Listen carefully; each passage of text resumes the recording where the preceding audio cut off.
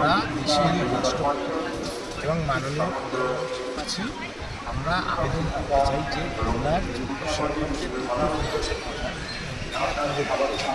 সেজন্য এখন প্রধানমন্ত্রী এবং রাষ্ট্রপতির কাছে আমাদের বক্তব্য কে নিয়ে যেতে পারে। এক হচ্ছে আমাদের মাননীয় বিরোধী দলনেতা শুভেন্দু অধিকারী মহাশয় এবং কেন্দ্রীয় মন্ত্রী রাজ্যসভার সুকান্ত মজুমদার মহাশয়, এরা সকলেই বিজেপির লোক।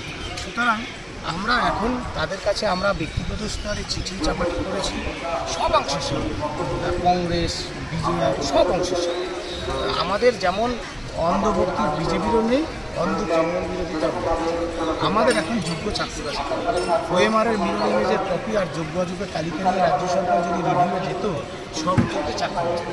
সেই জন্য আমরা বিজেপি দপ্তরে যাব, মাননীয় মন্ত্রী এবং রাজ্য সভাপতি এবং বিরোধী দল আপনাদের মিডিয়ার মাধ্যমে এবং আমাদের যে চিঠি তার মাধ্যমে আমরা বলছি যে আমরা আমরা জানি রাজ্য সরকারের দুর্নীতির কারণে আমাদের চাকরি চলে গেছে।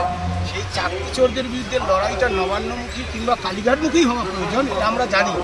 সুতরাং আপনারা আমাদের এই ব্যবস্থাটুকু করে দেন।